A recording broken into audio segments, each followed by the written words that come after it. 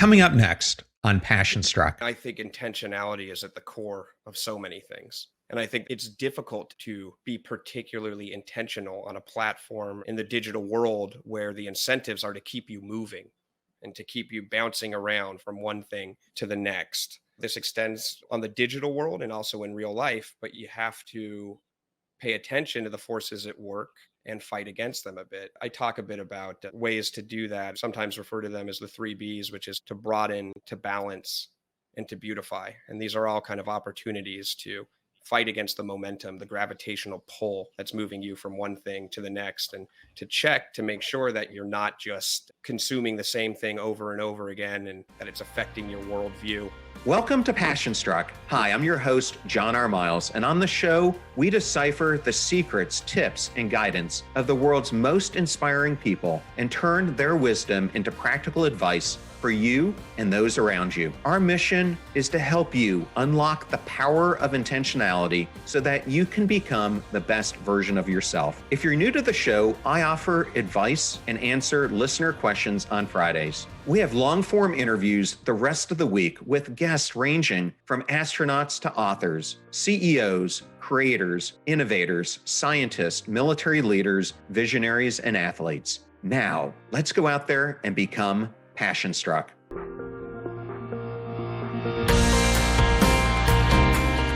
I am so honored to have Gabriel Reilich on Passion Struck. Welcome, Gabriel. Hey, John, thank you so much. It's a pleasure to be here. Well, I love to give guests questions that help the audience get to know them better. And I thought for you, I would ask this one. We all have moments in life that define who we become. What is a moment that first comes to mind to you that helped define who you are today?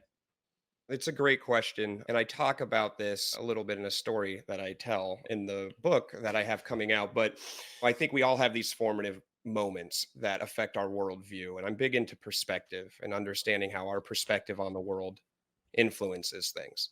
And for me, I had an experience when I was quite young that changed how I view people in general and my place in the world. And that was through an experience that I had with my kindergarten teacher on the first day of kindergarten. So going pretty far back when we talk about formative, but I'm happy to talk about that story a bit. I was headed to kindergarten, first day of school. I think we had known that there was a task to perform, which was memorize your home address and phone number. So I was, very focused on that. And I knew I could do this. I can get these numbers down in my head. And then I arrived there, and all of a sudden, I see all these kids doing their thing and chattering and meeting each other. And I take a look at them, and I realize they're a little different than me because they all had two eyes, and I had one because I was wearing an eye patch. I had amblyopia, which is colloquially known as lazy eye. So I had to wear like a big flesh-colored eye patch to strengthen the weak eye. You basically force the strong eye to take over so the weak eye can strengthen. I'm sure there's a lot of great metaphors in there somewhere. And in that moment, I was like, oh boy, I'm different than these kids. Is this going to be bad? Am I going to get teased? And what's going to happen here? And I started getting pretty nervous pretty quick. And I had a kindergarten teacher. Her name was Miss Bean, which is a great name. And she was a great person. And I still, in my memory, she's just 20 feet tall. I see her as a 5-year-old. And I don't know if my parents had said something or prepared her somehow, but she seemed to sense what was going on. And she put me in front of the class. She's like, come here, stand up in front of everyone, which was the opposite of what I wanted to do. And she had the class sit down and she said, this is Gabriel. His eye is on vacation. Are there any questions? And the whole class said no. They just accepted it. And they accepted me. And that was it. There were no further problems. And this made me just think about how important it is to understand where you can help people, how you can plug into a situation to put people at ease, especially when you're in a position of authority to do that. And it made me realize that the world is not necessarily a dangerous place, or just because something is unknown, that it's going to be dangerous automatically. And Miss Bean, she influenced my worldview on that. And it's something I've carried with me for quite a long time. And I think about her often.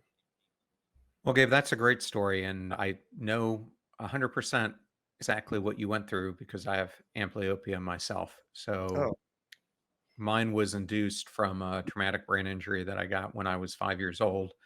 That was a repercussion as a result of it. But unfortunately, I didn't have the same grace of teachers that you did, because for me, anytime I went to school, it was my worst nightmare because I did look and feel different from everyone else. But luckily, as time went on, the patch came off and life got back to normal, so to say.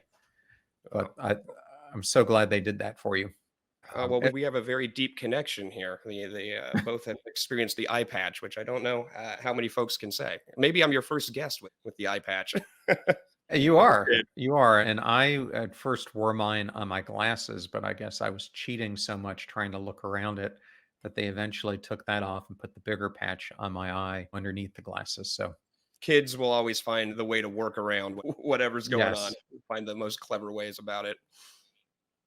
As I was doing research on you, I found something pretty unique that many people can't say. You were a grand prize winner on a quiz show on ABC. I was hoping you might talk about that experience.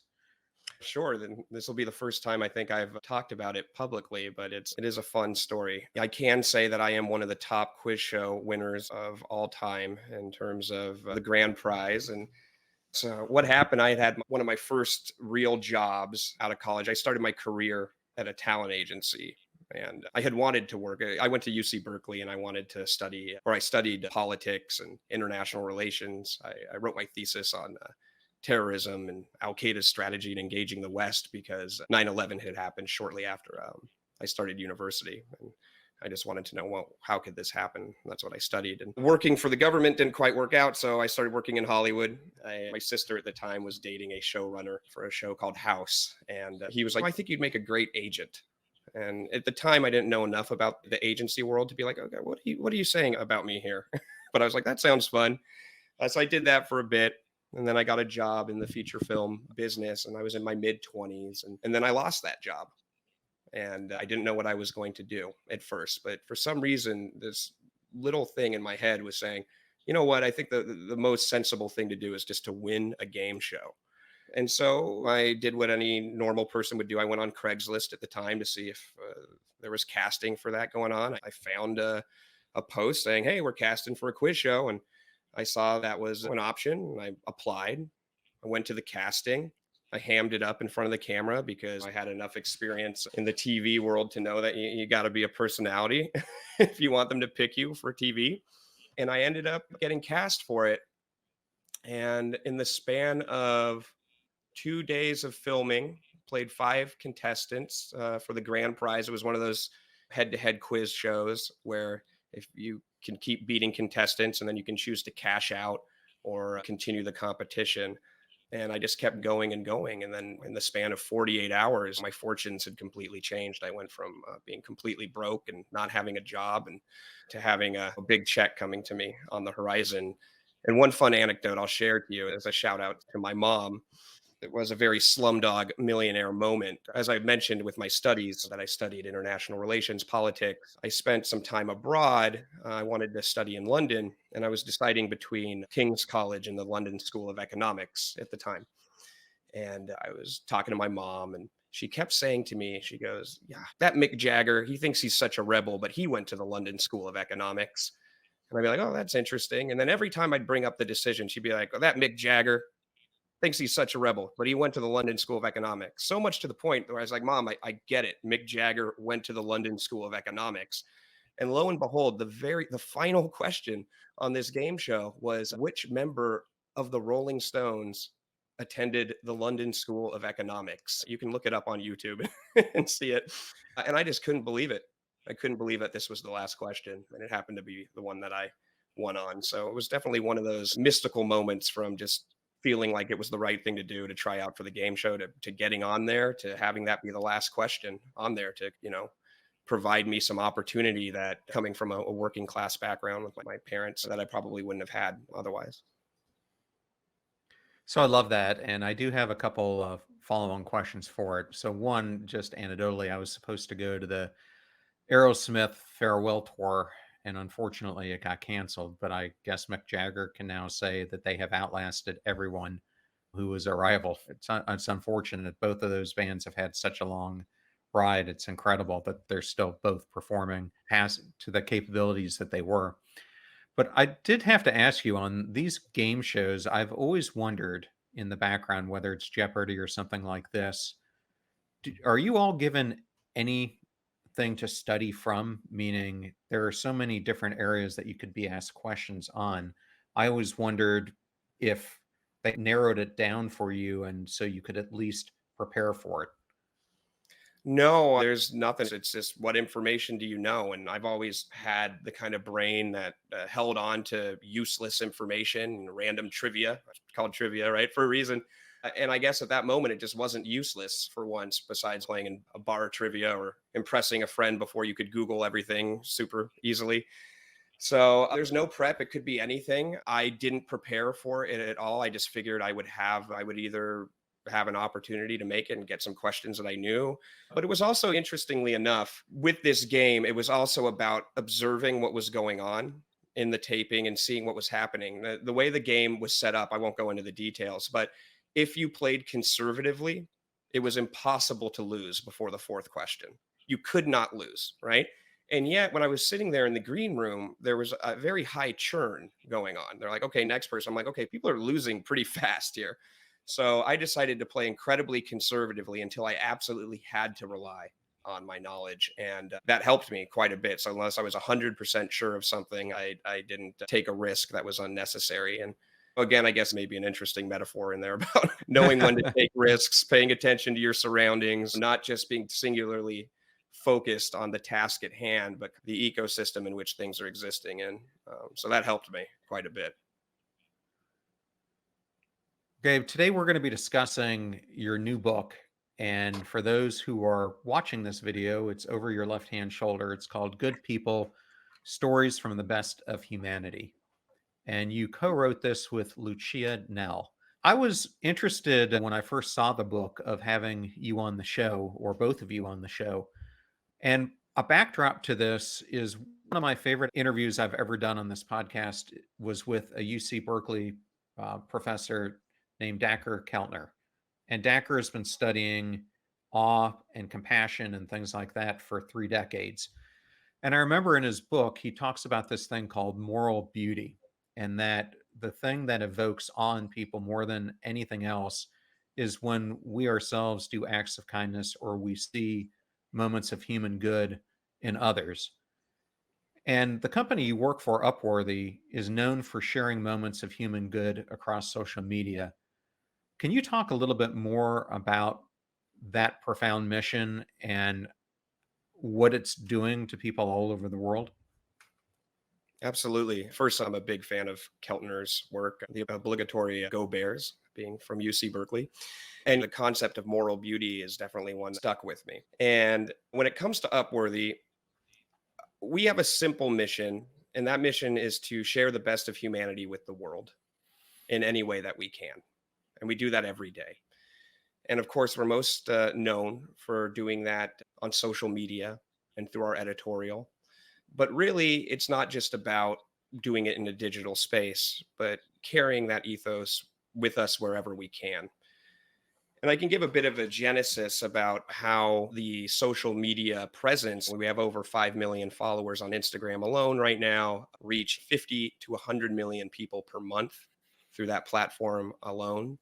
The engagement is wild, and we like to refer to it as the largest collection of decent hearted people on the internet, and the kindest comment section on the internet too. So if you ever lose faith that the comments are all bad, come to Upworthy and read them, and you might change your mind. There have been different versions of Upworthy throughout time. What we're most well known for, as I was saying right now, on the Instagram page came about several years ago. And it started because Lucia and I had been running editorial at the time. And then I saw we didn't really have much of a presence on Instagram at all. And just personally, I was thinking, and so was Lucia, that it would be wonderful to have a place, a simple place where we could just catalog acts of human decency, bookmark them for ourselves, just as proof points that goodness was happening in the world. Really no greater ambition than to do that. And primarily at first to because it was something that we wanted, that we felt that we could use as a reminder. It happened that shortly after that decision, the pandemic started. And I think that there was a real need to see examples of human goodness during what was a pretty difficult time when people are fighting over toilet paper at the Costco, to be reminded that's not what, that's not everything that's happening. And so it grew rapidly from no followers to over 1 million really quickly. And then just continued from there. And it spoke to there being a real desire out there for people to see these examples, as Keltner says, of moral beauty. And sometimes it's a very simple thing that you see on there. It's a shared laugh. It's a goofy moment that transcends through the two people experiencing it to the person viewing it as well. Sometimes it's articulating a vision or a point or a belief or an experience in a way that people haven't seen before, that changes their perspective and allows them to connect to themselves and to others in a different way. And it's just unbridled creativity and love and laughter and other emotions, sadness and grief, but articulated in a way where people feel connected to others. And I think that's really the crux of the issue, is the desire, the need for connection that people have right now, and to find it wherever they can, one of those sources being on at Upworthy, is important. The Surgeon General of the United States, Vivek Murthy, talks about an epidemic of loneliness happening. It's a real thing. People are searching for connection, particularly at a time when different institutions are losing some of their hold or power on people, and folks need to find this sense of connection to others in different places. And of course, we have an amazing tool in social media that's been created to allow ideas to spread and people to connect from all over the world. But as we know, the tool of social media isn't necessarily a cure. Sometimes and oftentimes, it can exacerbate the problems that people are experiencing. And so our goal at Upworthy is to provide a refuge, a place where people can find that, to see the examples and have more and more opportunities to connect to the moral beauty, if you will, that exists in the world. Yeah, well, off of that, I have a couple things I wanted to ask you about. The first is, when I think of social media, I think a lot of times what I see when I'm observing it is people being exposed to more and more that success is based on the extrinsic things that we value in life. Where I think if you're really looking at what fulfills us, it's more the spiritual side of things or the intrinsic drivers. Do you see that as well when you look at the majority of what's happening on social media? Social media, it's a tool, right? And it depends on how it is used in terms of what you get out of it. But it's also a tool in which the forces behind it are not necessary. You're not just like taking a tool and using it. The tool has its own energy, the algorithms, the incentives for monetization and profit behind it that also influence how it's being used with you. And certainly there is a lot of stuff that is fed to people that is surface level, that is anger inducing, that is not aspirational in the sense of becoming a better person or creating a better life. And then there is a lot of stuff out there, a lot of content creators and people who share things in a very aspirational and beautiful way that can give you some of those feelings. And if you search for them, you'll find them. And if you follow enough of them, it might change your experience with the platform in general. The difficulty is that even if you curate really effectively, there's still a gravitational pull on the platform to keep moving, to not spend time with a feeling or thought, to move on to the next thing. The feeling is very ephemeral. There are forces to, check up on an ex or to view an account or media that was not good for you, but you find it interesting and compelling, or maybe you want to watch that video of a public fight or a freak out going on. And so it's really hard to fight against those forces on social. And I think that there is no substitute for real life interaction. So even when you're getting the most beautiful stuff served to you, it's still not the same as having that experience yourself. But what it is, it does give you an opportunity to have a feeling that you can take and carry with you. And maybe when you have that feeling, be conscious of it and log off while you still have it and take it with you out into the real world. So when I think of things like moral beauty or displaying human good, things like that, typically when people are acting i- in the goodness of others, they're intentional about their actions. And I wanted to ask you, since that's what this podcast is all about, what role do you think intentionality plays in how good people extend kindness to others?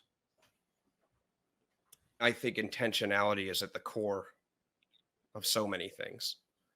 And I think that's part of what's so difficult right now is that it's difficult to be particularly intentional on a platform and in the digital world where the incentives are to keep you moving and to keep you bouncing around from one thing to the next. So I think this extends on the digital world and also in real life, but you have to pay attention to the forces at work and fight against them a bit. I think that I talk a bit about ways to do that and sometimes refer to them as the three B's, which is to broaden, to balance, and to beautify. And these are all kind of opportunities to fight against the momentum, the gravitational pull that's moving you from one thing to the next, and to check to make sure that you're not just consuming the same thing over and over again and that it's affecting your worldview. Balance is key. Make sure that you're spending time off of social media, off of not looking at screens. Look at those metrics. The iPhone gives it to you. It tells you how much screen time you're having.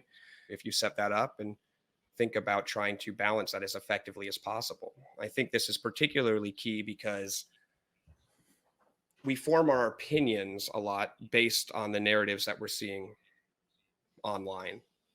And the implications of that are profound because we can start believing that what we're seeing through a screen is the real world. And I think oftentimes people get really angry about A, B, C, X, Y, Z issue, and it's all they can think about. And because it makes them want to engage, they're getting fed more of it, and then it dominates their view of the world. But there is a difference between what you're seeing on a screen and what's happening out in the real world. Um, so in terms of balancing, it's important, I think, to take stock and be like, okay, well, what's making me angry? What's bothering me about people? Why do I feel if I'm really down on humanity, where is that coming from? Is it coming from stuff that I'm seeing online through a digital space, or is it coming through my real life interactions with people on a day to day basis? And I think if you find that, okay, most of this is coming from a digital space and not from what I'm seeing in the real world, it's an important realization.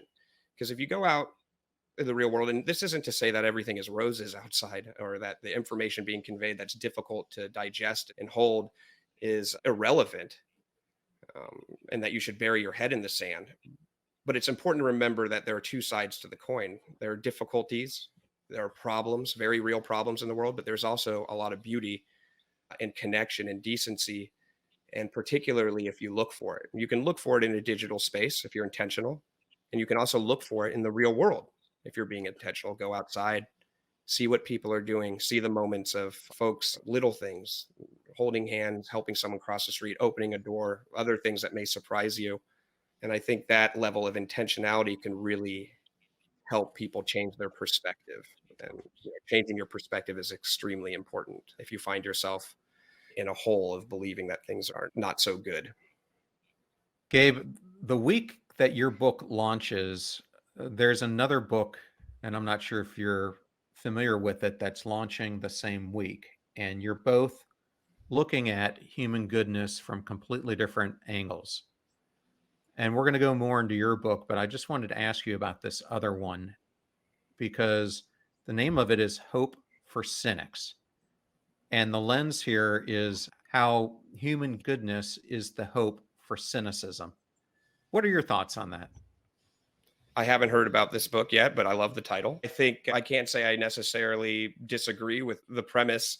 I think sometimes when people find out, I have a lot of good friends out there, they don't necessarily know that I built at Upworthy on Instagram with Lucia. And sometimes when they find out, they're a little surprised because I'm like any person. I can be a curmudgeon at time. I can feel down on things. And sometimes my friends who know me, they expect that Upworthy, who is this, friend to millions on the internet, is like, wait, you built that presence?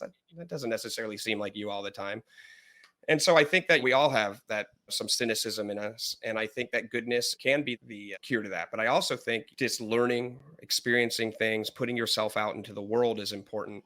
I think experience of goodness, I might qualify as another way to look at it, is really important. We talk a bit about this triple ripple effect that goodness can have on people, that positive behaviors can have on people. And this is something that's been studied that shows that when you see kindness in the world, or you do it yourself and you help someone, that it's not just about helping them. It has a ripple effect. It affects the giver, which is you. It affects the receiver, the person that you're helping, and it affects the observer, anyone who's seeing it, or even potentially society at large. And so when I think about cynicism, I think about, obviously it's a lack of hope, and it's the giving into a narrative that things are bad if you let that define your worldview. And kindness is the opportunity to take yourself out of that worldview and then not only affect yours and the person you're helping, but those around you, because it can ripple. And just to give that some media theory underpinning, there is a media professor, George Gerbner, who coined the term mean world syndrome in the 1970s. He's a communication scholar. And his theory was that if you are constantly fed a negative reinforcing narrative about people and about the world, that people are untrustworthy, that it's dangerous, that this is going to heighten a sense of anxiety in you and other difficult emotions to deal with. And then you're going to start actually seeing the world in that way. And if you see the world in that way, you're going to carry that feeling with you and interact with people in that way. And then if you interact with people in that way, particularly if everyone is doing this, if you have that narrative reaching people at scale, then it becomes a bit of a self-fulfilling prophecy. The negative view of the world becomes a reality because people are going out there and treating it as the truth, and their behaviors are affected. Our hope is that the opposite is also true, that seeing examples of kindness, of human decency, can instill a feeling that's hard to categorize, although perhaps awe is a good word, that you can carry with you into the world that affect your interactions with people, and in turn can help create a better world in the process. Well, thank you for tackling that. I knew that's a Yeah. question you're not going to get from any other interviewer, but in case you're interested in learning more about it, Jamil Zaki is the person who wrote it, and he's actually a professor at Stanford. So in your backyard. I just thought it was so interesting that both books are coming out on the same day. Who would have thought two books on human goodness, looking at it in such different ways? Odds of Yeah. that are just really high, There's really been low. yeah, that's true. Well, I hope they're high. Maybe they're getting higher because the more information about it, the better. And there's been such compelling academic work on it done, which is in like tools and ideas and lists and things that you can do to bring this into your own life, which I'm a big fan of. Our approach is a little different, where we're not like, here's a prescriptive way to understand how hope and kindness can help you. But just the act of reading stories, of exposing yourself to decency in the world, is going to help you achieve the aim of feeling better, of doing better, and to helping to create a better environment around you. Because when we talk about cynicism, when I was gathering these stories, and every single one of them started out in the comment section on Upworthy as just like a brief response to a question that we posed. And we'd get tens of thousands of responses to questions that we would ask to people. And we would pour through these looking for the seeds of stories that could be something more. And it's a long process creating a book and going through this. And I figured I would get bored of spending as much time with these stories as I did. And the truth is, they didn't lose their power. And what was so surprising is that the more that I revisited them, the stronger the effect that they had, whether it was a story about something small or big. Obviously, there are certain ones that resonate with me more than others, just as an individual. But I think it's important to just remind yourself that it's not like decency and moral beauty, kindness, goodness, however you want to talk about it, isn't necessarily just an academic pursuit. It's an experience.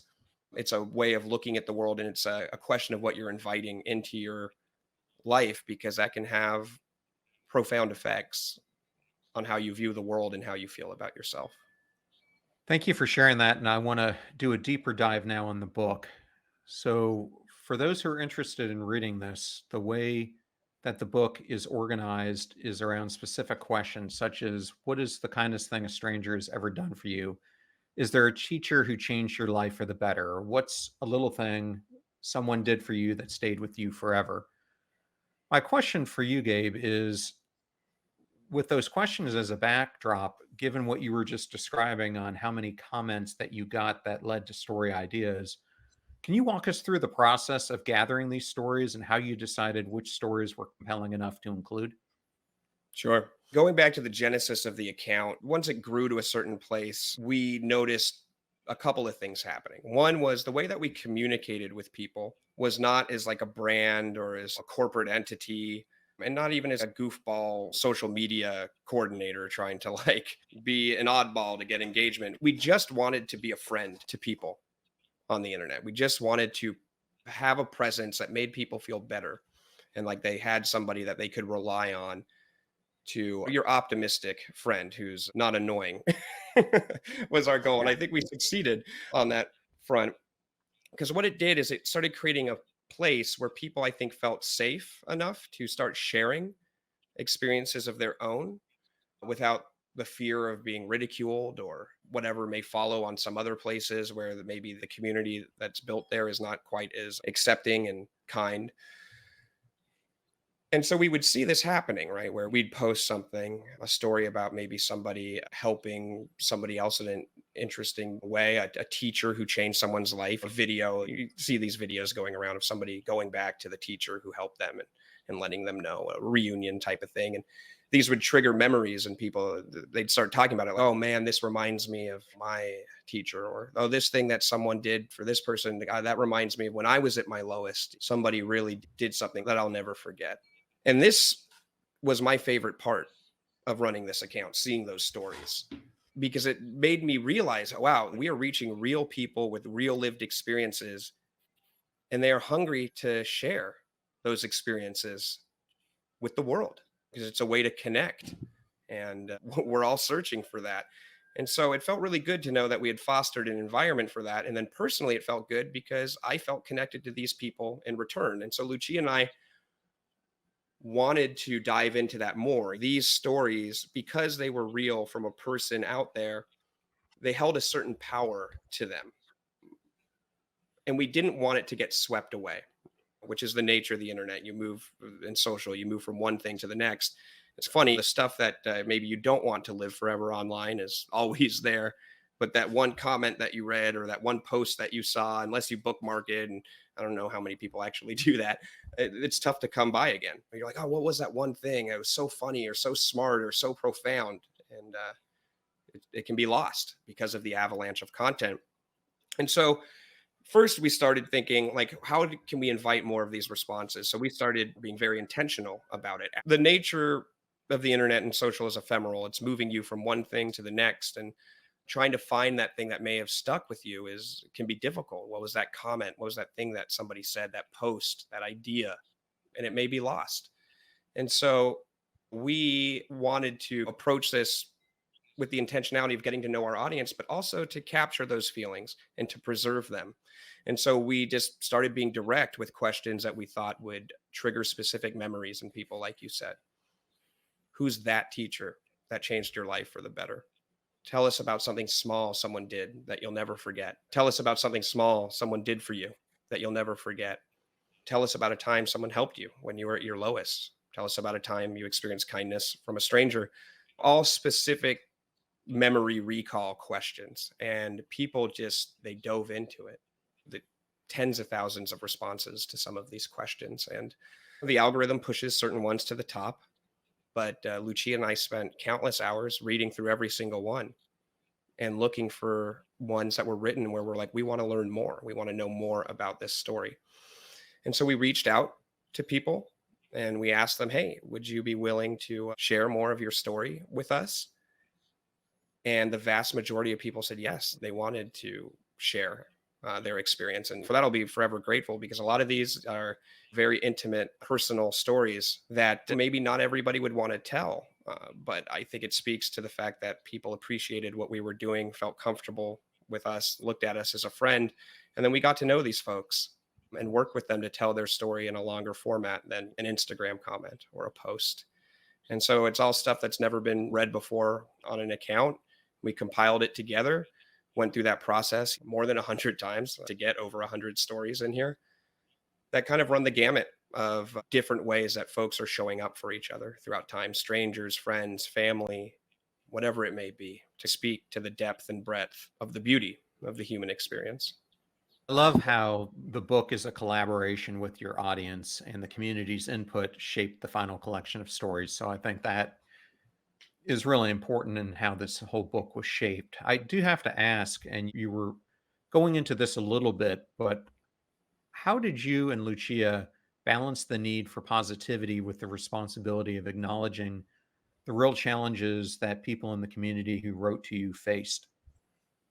Oh, you cannot have one without the other. If you talk about positivity and ignore the real challenges that people are facing, it's so easy to dismiss, and it starts straying into that territory of toxic positivity. Oh, I don't need that negative energy in my life. I just want to look at the good stuff. But the true beauty, the true goodness is in truth, right? Truth is the most beautiful thing. And so, speaking to the challenges that people are having, how they overcame challenges, who was there for them. And there are some stories where that deal with some very dark, difficult themes. And those are the most powerful because they're real. And so I think the tricky part was making sure that we were handling people's experiences in a way that treated them with dignity and did those stories honor. And I think just by the amount of people who were thrilled with how their experiences were communicated, how we worked with them to bring them to more people, show that we succeeded on that front. And I'm really happy, because it's not all the time that you get these like little slices of things, that these little slices of life that speak to the profundity of just being alive and the absolute spectrum of experiences that people can have. So, one of the things that's out there that's the opposite of this goodness is mean world syndrome, which I'd never heard of before I came across your work. Why is it important for those striving to live intentionally to be aware of its effects? Well, it's because what you're seeing, mean world syndrome, is interesting. It says the narratives that you see affect how you feel. And I think this is something, the narratives that you see affect how you feel, the information that you consume affects how you feel. I think this is something that we inherently know to be true. I'm not sure how much this has been tested in a clinical environment, but I know that there have been studies that show how certain types of information can heighten a sense of fight or flight, raise anxiety, and that's what this is about. So if you are only being or primarily consuming information that is heightening that sense of fight or flight, that anxiety, those survival mechanisms, it is going to be very difficult to engage in the world in a way where you are not feeling fearful, distrustful, and carrying chaos pretty much through your experiences. And that's why being intentional matters so much, because there's a utility to being aware and to anxiety and fear. It's a survival instinct, and there are good parts to that. But it also doesn't let you experience the world to its fullest. And it certainly doesn't elevate your experience to what it can be. So, one thing that I think about a lot when we think about the inverse or the converse of that is just seeing those little moments making you feel those little moments of human decency, of kindness, of goodness in the world, carrying that feeling with you, it changing how you interact with other people, and then at scale, maybe changing the world that's around us. Now, one thing that I think is so interesting about it is that I feel like we've ceded a lot of ground in our lives to entities that's beyond our control, to forces that we don't have much agency in. If we step foot into a digital space, there are algorithms at work, there are quarterly profits to be had, there are nation states that are trying to sow discord and share misinformation. It's just a reality of the landscape. Of course, there are other great things happening too, but there's a lot of difficult, high stakes things happening. And a lot of times we're fed information that may leave us feeling powerless. And if you feel powerless, you're not going to feel good. You read about something happening across the world that's horrible and that you don't have control over, it can really start affecting your mental state. And so it makes you think about, well, where is agency? What do you have control over? And I think it's a question of proximity. The closer you are to something, the more of a chance that you have to actually have an effect on it. And so our interactions out in the real world, every single person that we come across, every interaction that we have, conversation, moment to do something for someone else, this is a time where algorithms aren't in control. A talking head isn't telling you what to do. A politician isn't saying, oh, you have to do X, Y, or Z when you interact with this person. It's just you and the person and the moment at hand. And realizing that there is that sense of agency is big because it's empowering. And so it's something that I try to keep in mind when I'm moving about the world. And the implications are big too, because as evidenced in these stories that we've gathered, and I'm sure as evidenced by John, your experiences and people listening, their experiences, is something small that someone does for you in a particular moment may be something you carry with you your whole life, may provide a moment that you go back to and revisit when you need to believe that there's goodness out there, or you need a smile, or you need to laugh. And that's a resource and a powerful resource to have at your disposal. So thinking about every interaction as an opportunity to do that, I think it's like a cool way to look at the world. And you may never even know that you have that effect on people. And there's sometimes it's impossible to know, but the opportunities are there. It certainly is. And Gabe, it led me into this final question I wanted to ask you. This podcast, when I created it, I was trying to find a way to help people live better, to be better, and to make a meaningful impact on others. How do you envision good people influencing readers to take more intentional actions that contribute to a better, more compassionate world where they do try to live better and be better? John, it's a wonderful question. We do think of this book as a resource for comfort. And we think that we, as a society, are in need of resources for comfort, that there is goodness out there. And I know I keep saying this, but just seeing it helps you feel differently. And if you feel differently about the world, I think you're more likely to do good in the world. And if you're coming from it from a place where you're like, you know what, humanity is worth fighting for. I believe in people's capacity for goodness. I believe in my own capacity for goodness. And you just do it at a small scale and you carry that with you. Then I think you start having the chance to solve some of the very real big problems that are happening at scale, because you feel more motivated. You feel that you're coming from a place of optimism and hope, as opposed to being ground down by cynicism and the belief that everything is bad. It's very difficult to think that you're going to solve a systemic issue if you can't muster the energy to move about the world in a way where beauty in it. And so the hope is that good people is just one resource for capturing this feeling, this empowering feeling, this perspective changing feeling that can make more profound changes, both individually and systemically, more possible. And from just like very nuts and bolts level, some of the common themes in the book that have emerged that I stay with is like the power of listening to people, to being present. So many of the moments that led to stories came because someone was paying attention, was present, listened to somebody and what was going on, had the chance to share empathy, to be empathic with them, and the profound difference that made. Really, back to your point about intentionality, there are forces at work that are trying to make us not listen, not be present, to be reactive. You react to things in the world, and more reactions and stuff can lead to more reach and more monetization behind it. And so the art of listening and being present is something that requires some intentionality to pursue, but the rewards are huge, both for yourself, for the person that you're helping, and for society at large. Studies have been done showing that just listening to someone can help people feel better. Listening without judgment is one of the most important things that people can do, and it can open doors to helping someone in a situation where they need help, because if you're not paying attention, you may never see it. Absolutely. Well, Gabe, it was such a pleasure having you on the show. If people want to learn more about your work, Lucia's, etc., where's the best place for them to go? Well, you can find us at Upworthy on all platforms, and upworthy.com for our wonderful editorial. And this book comes out September 3rd. It's going to be available at booksellers everywhere. And I encourage people to pick it up and read a story or two and just see how it makes you feel, because we think it might help and we hope it will. Well, I absolutely believe it will. And I so appreciate you joining us on the show today. It was such an honor to have you. Thank you, John. I really appreciate your time and being here.